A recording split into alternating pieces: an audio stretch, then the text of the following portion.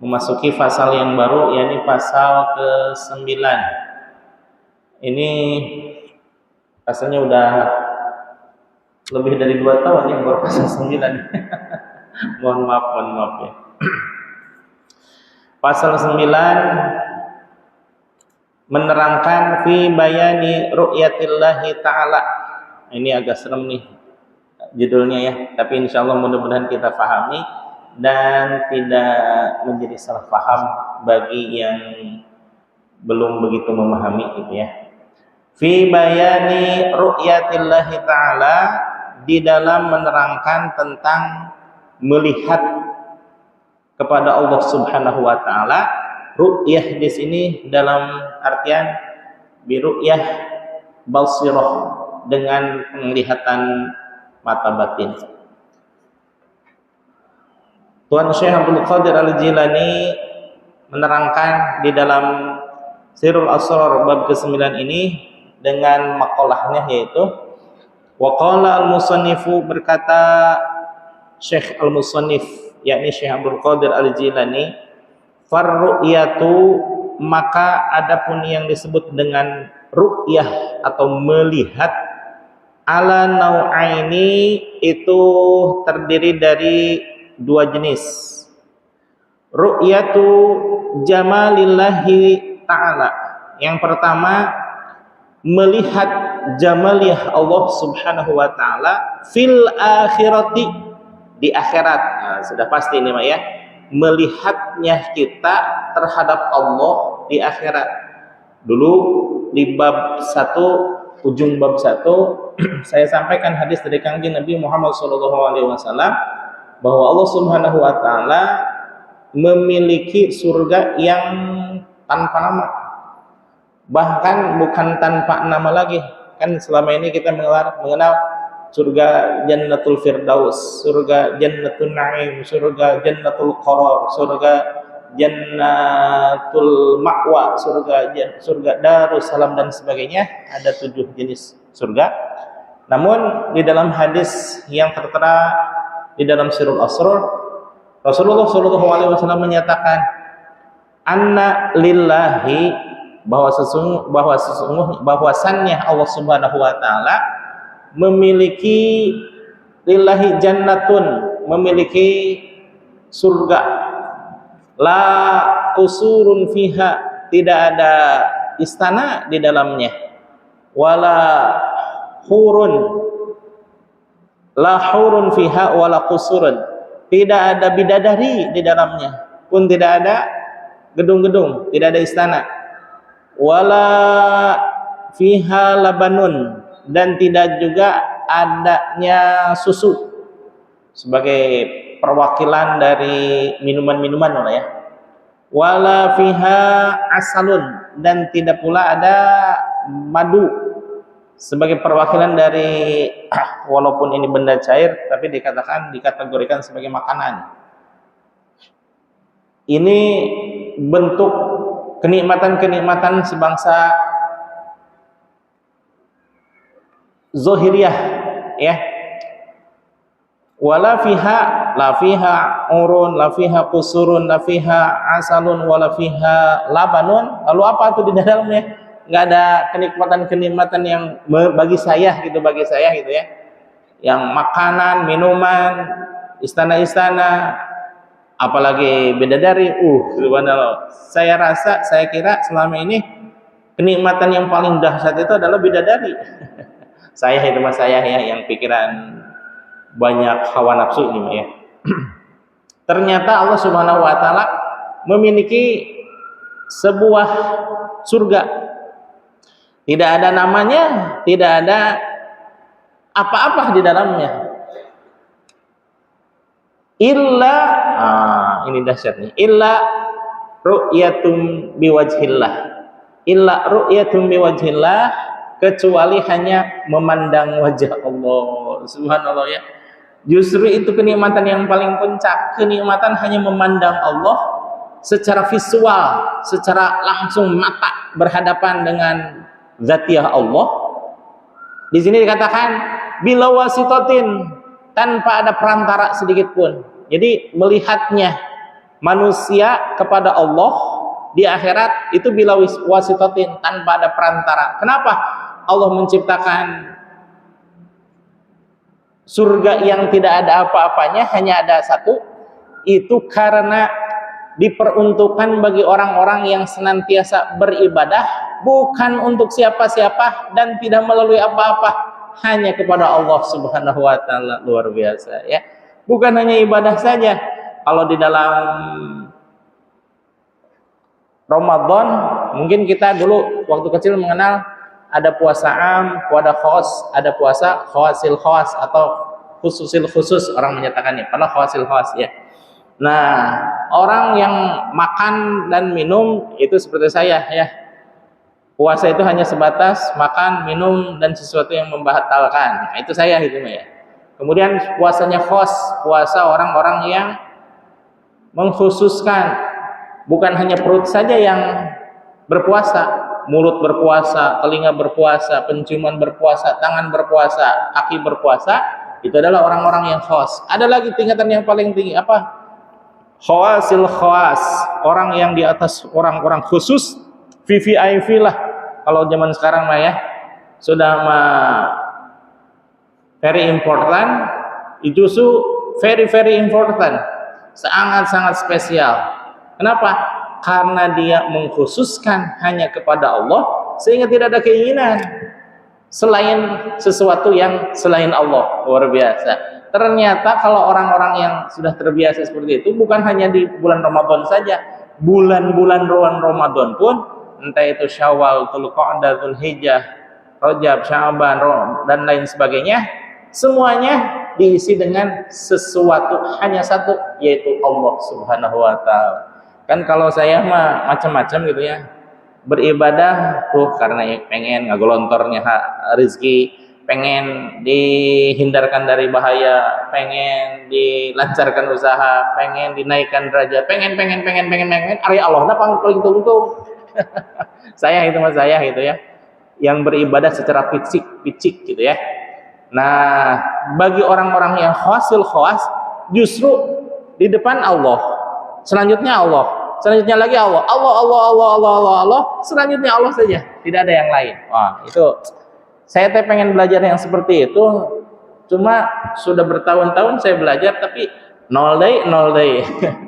Hanya melangkah satu, gedebut lagi gitu ya. Tapi segini juga mending kata guru saya. Kenapa? Ya keinginannya dari dulu, tapi merasa jatuhnya sudah sekarang. Allah dulu makan pengen belajar tapi tidak merasa jatuh-jatuh. Ah, itu dulu ya. Kalau sekarang mah agak mending. Udah mah jatuh dan tahu posisi jatuhnya di mana, pengen sadar bahwa itu terjatuh, tapi tidak ada kekuatan yang lebih dari yang lainnya untuk bangkit kembali. Nah, itu ya. Yang penting mah ada kesadaran, kata guru saya gitu ya. Nah, kembali ke sini bahwa nau'ani, farru'yatu 'ala nau'ani, melihatnya kita kepada Allah itu ada dua jenis. Pertama, ru'yatu jamalillahi ta'ala, melihatnya kita kepada Allah fil akhirah, kalau ini di akhirat ya, bila wasitatin, tanpa ada perantara, mir'atil qalbi, perantaranya itu apa? Cerminan hati, atau sesuatu yang menyiratkan bahwa itu adalah Allah gitu ya. Ada yang mengabarkan bahwa itu Allah. Ini mah enggak. Kalau ini tanpa ada perantara aja ya, langsung melihat, dan matanya adalah mata basirah, bukan ainul basirah ya. Basirah itu mata zuhid. Mir'atul qalbi, tanpa ada perantaraan, dan juga cerminan hati ya. Ini bila apa wasitatin dengan mir'atul qalbi, ada nanti ada penjelasan tersendiri ya. Mir'atul qalbi itu sebagaimana di dalam suatu hadis, bahwa hadis qudsi ini ya, Allah langsung berfirman memang melalui Rasulullah, tapi redaksinya langsung dari Allah, bukan redaksi Nabi Muhammad ini ya. Kata Allah, banaitu fi jaufi bani adama, aku menjadikan di dalam diri manusia itu qasran, sebuah istana. Kemudian wa fil qasri sadron, di dalam istana manusia itu Allah mengibaratkan bahwa tubuh kita manusia ini sebagai sebuah istana. Dan yang paling penting di dalam istana itu ada sadron, dada. Mungkin ini yang dimaksud oleh Profesor Dr. Syekh Abu Bakar Aceh ketika menerjemahkan kitab Miftahus Sudur. Miftahus Sudur, arti bahasa letterleknya adalah pembuka dada. Namun dada di situ dalam artian pembuka hati, gitu ya. Namun Profesor Dr. Abu Bakar Aceh langsung mengartikan secara harfiahnya dengan pertimbangan-pertimbangan segala macam, gitu ya. Nah, tapi di dalam kitab yang diterjemahkan oleh Miftahus Sudur, yang diterjemahkan oleh Al-Maghfurlah Kiai Haji Abu Arif, Pondok Pesantren Fajar Dunia, mampir Cilengsi, itu Miftahus Sudur itu diartikan sebagai kunci pembuka hati. Dan siapa namanya? Dari Karawang menerjemahkan juga sama, langsung ke maksud harfiahnya, tidak secara harfiah tapi langsung ke maksud inti.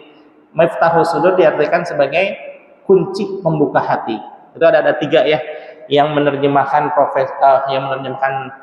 Miftahus Sudur karya Syekh Ahmad Shahibul Wafa Tajul Arifin.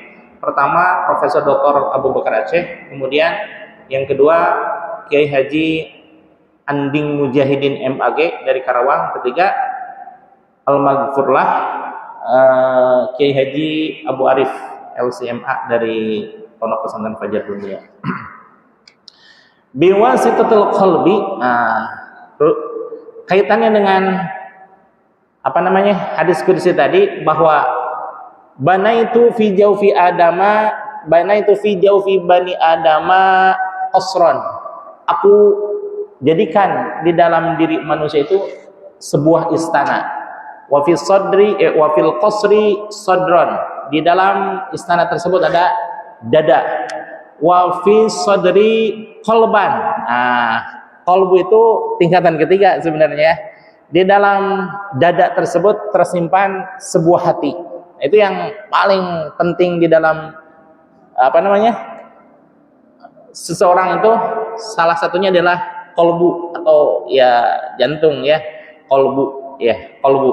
Makanya kalau di dalam bahasa Arab, anta fi qalbi daiman, kamu berada di dalam hatiku selamanya. Padahal qalbi itu jantung artinya. Ya, jantung. Qalbun itu adalah jantung.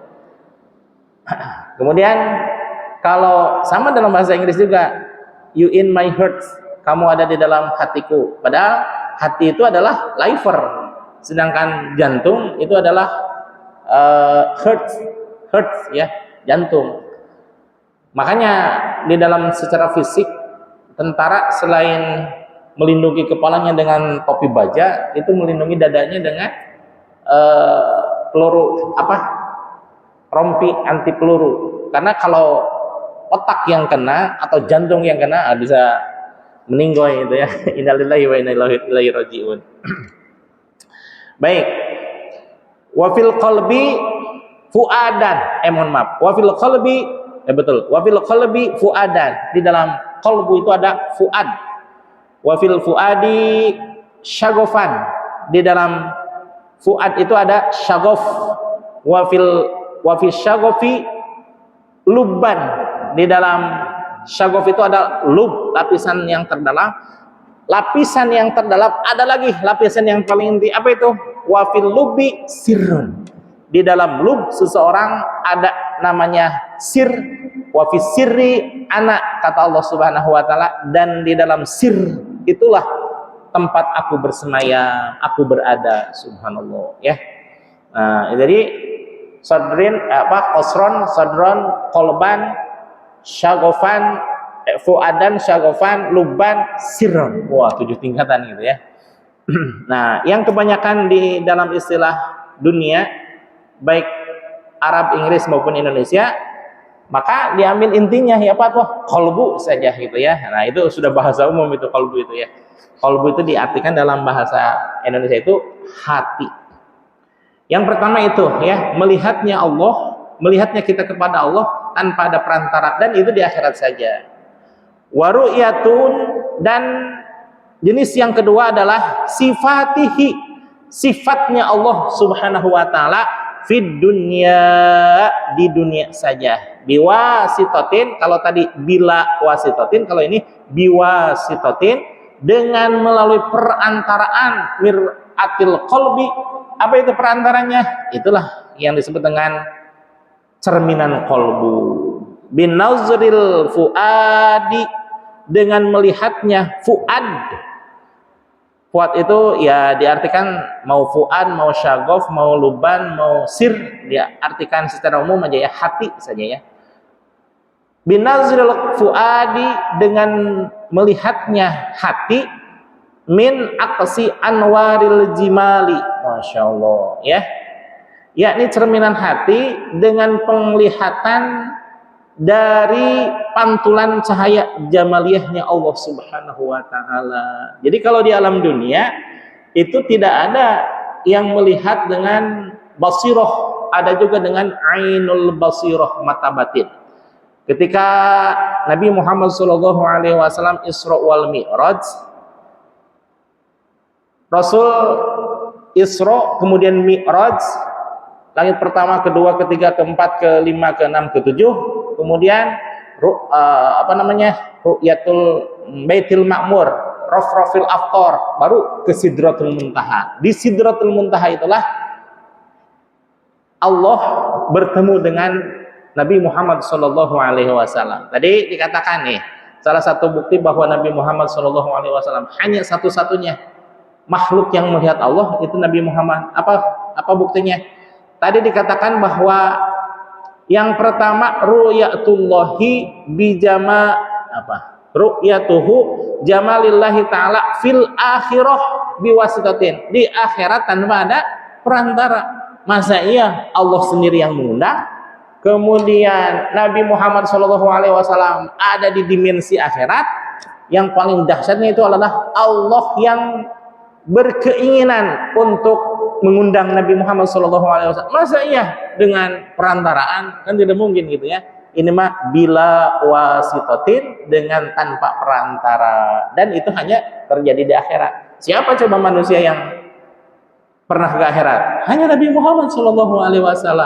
Apakah Nabi Idris dan Nabi Isa alaihissalam ada di akhirat? Ya ada di akhirat, tapi belum diperkenankan oleh Allah Subhanahu wa taala untuk melihat Allah.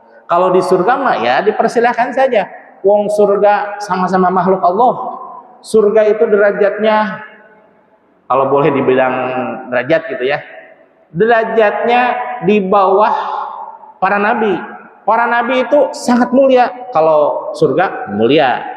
Nah, berarti kalau Allah yang berkehendak memasukkan Nabi Isa dan Nabi Idris ada di surga, apa yang salah? Ya, apa yang salah? Wong itu adalah makhluknya Allah, itu adalah segala sesuatu, adalah skenario-nya Allah gitu ya. Nah, cuma yang sampai kepada Baitul Ma'mur, rafrafil afqar, kemudian Sidratul Muntaha, setelah menembus langit 1 sampai 8 dan bertemu dengan Allah Subhanahu wa taala, itu hanya Nabi Muhammad sallallahu alaihi wasallam. Memang ini ikhtilaf, tapi saya berhubung ada ungkapan dari siapa? Ibnu Abbas, mufassir kalangan para sahabat, itu yang menyatakan bahwa Nabi Muhammad SAW satu-satunya melihat Allah Subhanahu wa taala. Ya, saya ikut kepada pendapat Sayyidina Ibnu Abbas saja gitu ya. Min aksi anwaril jamali, dari pantulan sinar jamaliyahnya Allah Subhanahu wa taala. Kama qala Allah taala, sebagaimana firman Allah Subhanahu wa taala, ma kadzabal fuadu ma ra'a, di dalam surah An-Najm ayat 11 gitu ya. ma kadzabal fuadu, hatinya tidaklah akan berdusta, ma ro'a, terhadap apa-apa yang dilihatnya, gitu ya. Nanti di agak akhir akan dijelaskan bagaimana ungkapan Sayyidina Umar dan ungkapan Sayyidina Ali ketika melihat Allah Subhanahu wa taala. Namun karena itu Sayyidina Ali dan Sayyidina Umar masih di tataran dunia di Madinah, gitu ya. Yang di sini terkena a'radul basyariyah. A'radul basyariyah itu apa? Sifat-sifat yang biasa ada di diri manusia. Apa sifatnya? Salah satunya, kalau melihat ada yang membatasi, misalkan penglihatan normal manusia itu 50 meter misalkan ya, baru juga 10 meter terhalang tembok, ya udah nggak bisa melihat lagi, gitu ya. Nah, gitu ya. Nah, jadi Sayyidina Umar dan Sayyidina Ali melihatnya Allah Subhanahu wa taala biwasitati mir'atil qalbi, dengan perantaraan cerminan hati, yang itu adalah pantulan dari sifat jamaliyahnya Allah Subhanahu wa taala. Barusan tentang Al-Qur'anul Karim ya. Kemudian kama qala Nabi sallallahu alaihi wasallam, sebagaimana disabdakan oleh Kangjeng Nabi Muhammad sallallahu alaihi wasallam. Nah, ini ada hadis yang diriwayatkan oleh Abu Dawud yang perlu dipahami nih ya. Bahasa Arab itu simple tapi maknanya luas. Seperti halnya dalam Al-Qur'an, bahwa Al-Qur'an itu adalah lebih cenderung kalimatul injaz. Apa itu kalimatul injaz? Qalilul alfad wa katsirul makna. Lafadznya sih sedikit tapi maknanya Masya Allah luas sekali, gitu ya. Seperti ini nih.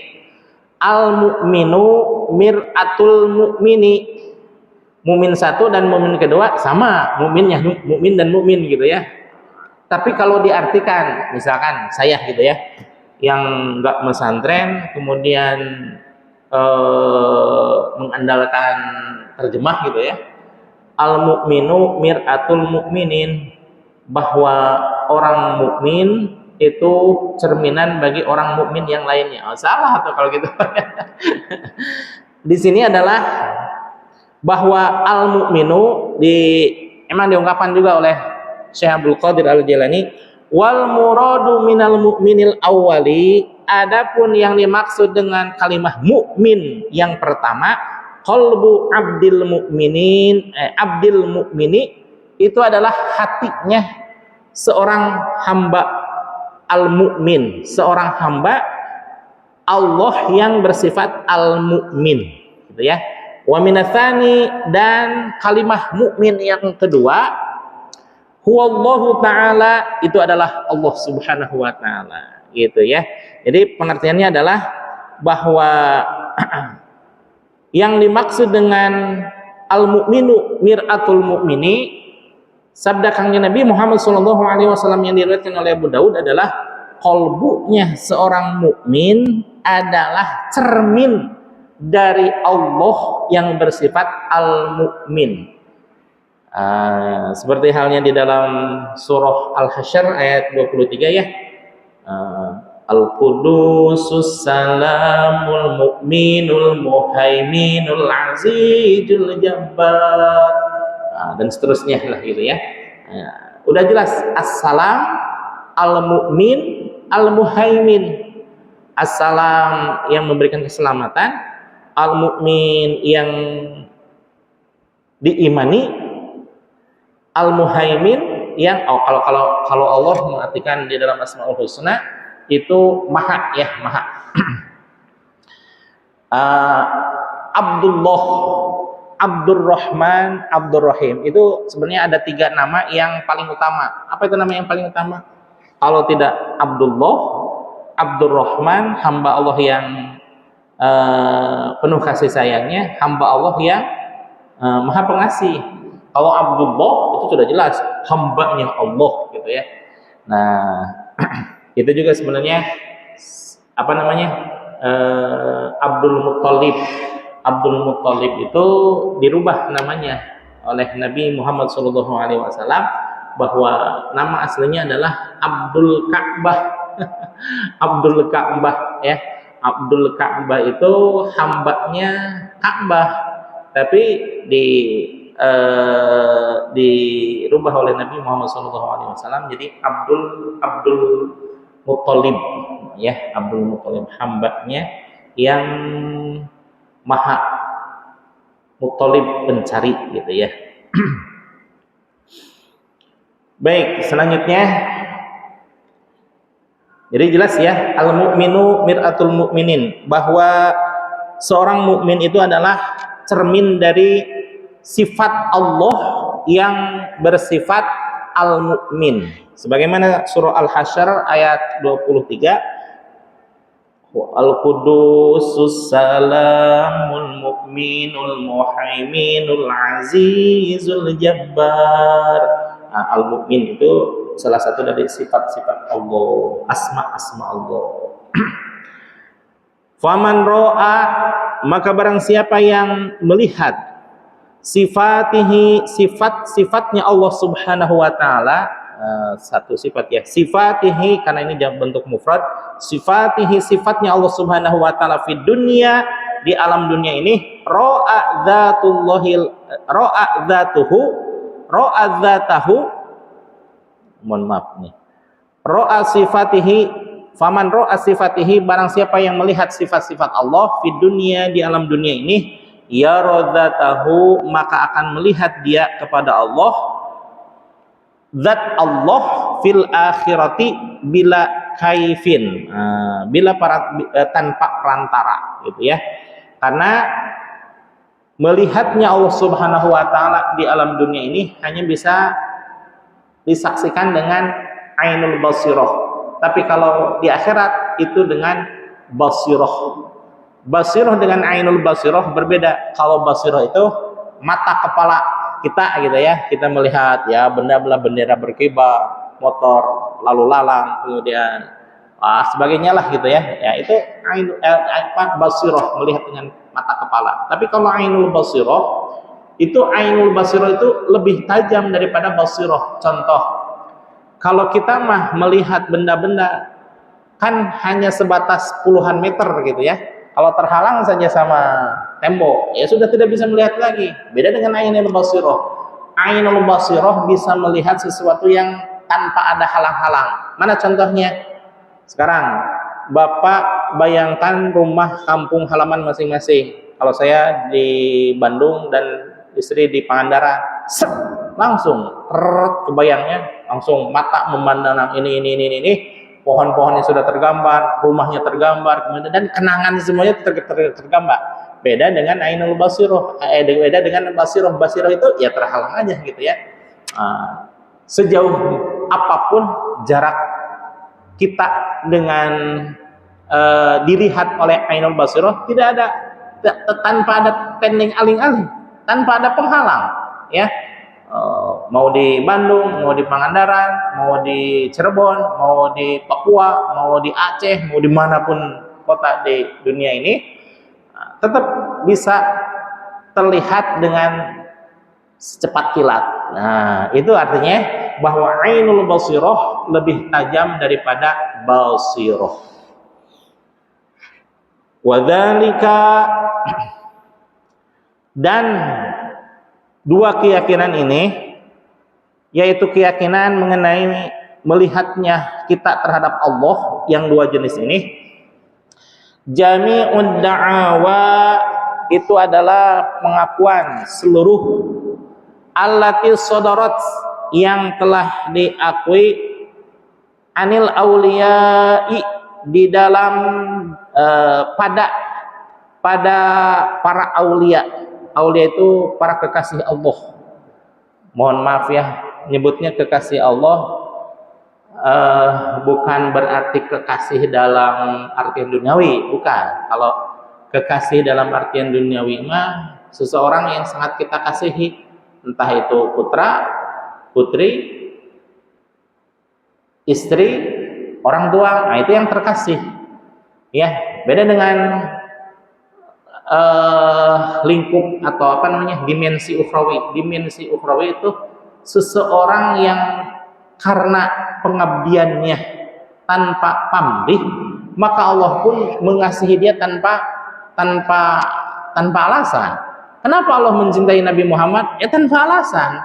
Tanpa alasan tuh, walaupun kangjeng Nabi Muhammad betul orang yang paling berakhlak, orang yang paling berilmu, orang yang sangat mengamalkan ilmunya dan lain sebagainya, bukan itu alasannya. Kenapa? Allah mencintai Nabi Muhammad karena memang Nabi Muhammad pantas untuk dicinta. Itu saja gitu ya. Luar biasa ya. Nah, demikian juga dengan para aulia Allah, para kekasih Allah, karena pengabdiannya bertahun-tahun bahkan puluhan tahun, mengabdikan dirinya dengan ilmu pengetahuan, mengabdikan dirinya dengan amaliyah, mengabdikan dirinya kepada pengabdian kepada masyarakat, yang itu adalah jembatan untuk mengabdikan dirinya kepada Allah Subhanahu wa taala. Karena nilai keistiqomahannya, naiklah derajatnya menjadi aulia Allah, para kekasih-kekasih Allah. Ya, jangan diartikan kekasih di dunia ya, ini mah kekasih dimensi ukhrawi lah, dimensi ukhrawi. Yang kalau kekasih dunia mah ada sesuatu yang tidak halalnya gitu ya, tidak halalnya.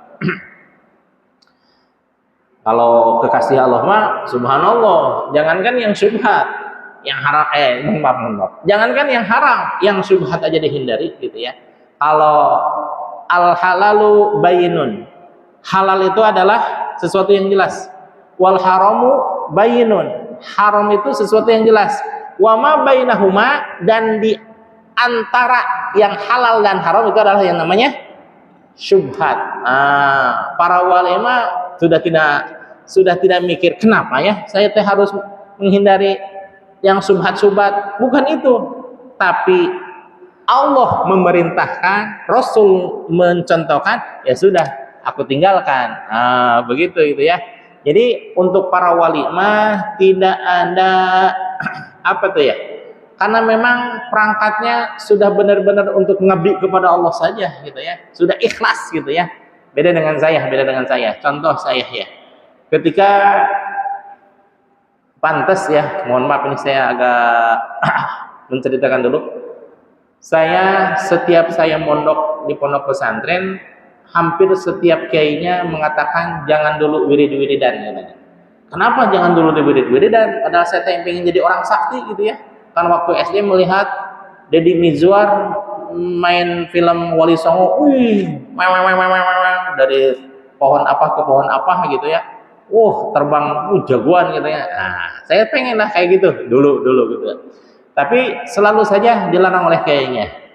Jadi ketika saya wirid, entah wirid itu wirid ini, itu selalu ada keinginan. Keinginan apa? Ya keinginan apalah gitu. Entah rezekinya dilancarkan, atau mentalnya dikuatkan, atau auranya dibuka dan lain sebagainya gitu lah. Banyak itu wirid-wirid kayak gitu. Tapi kebanyakan itu ikhlas karena Allahnya diakhirkan. Maksudnya ikhlasnya ada, tapi 1, 2, 3, 4, 5, 6, 7, 8, 9, 10, 11, 12, 17 lah. Nilai 17 itu adalah ikhlas kepada Allah. Yang 1, 2, 3, 4, 5-nya itu keinginan pribadi yang terdorong oleh hawa nafsu. Subhanallah. Nantilah usia 25 tahun katanya boleh wirid-wiridan. Ternyata belum mencapai usia 21, 25 tahun. Walaupun usia 22 usia 12 tahun saya udah dipertemukan dengan pesantren tersebut ya. Ternyata kiai-kiai melarang saya untuk zikir-zikiran seperti itu supaya tidak terkecoh dengan amaliyah yang seharusnya ngaji ini dipakai untuk wirid gitu maksudnya gitu ya. Jadi kiai itu ya udahlah tinggalkan dulu wirid-wiridan, yang penting ngaji gitu ya.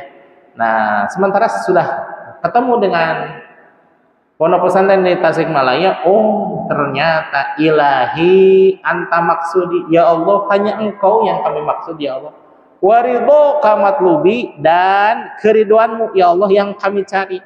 A'tini, oleh sebab itu ya Allah kami tidak mencari kebahagiaan, kami tidak mencari sesuatu yang selain engkau. A'tini mahabbataka wa ma'rifatak, hunjamkan ke dalam dada kami semuanya rasa cinta dan mahabbah kepadamu gitu ya.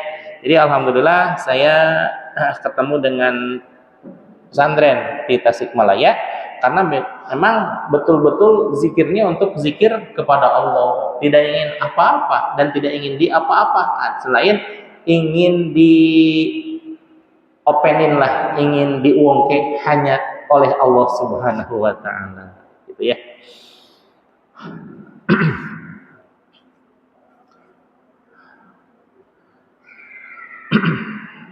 Sodarat anil awliya'i, yang diyakini mana?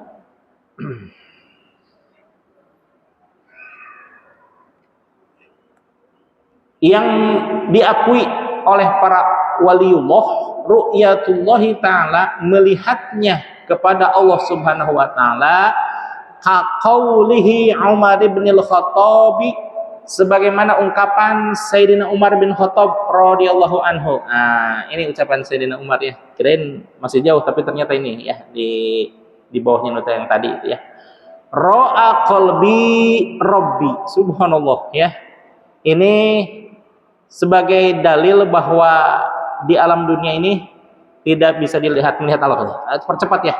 Ra'a rabbi qalbi, saya melihat dengan hatiku, rabbi akan Tuhanku. Ai binuri rabbi, dengan cahaya Rabbu, kata Sayyidina Umar radhiyallahu anhu. Satu kali lagi nih. Wa qauli Ali bin Abi Thalib, dan ungkapan Sayyidina Abi Thalib, la a'budu robban lam arahu, saya tidak menyembah kepada Tuhan yang aku tidak melihatnya. Subhanallah gitu ya.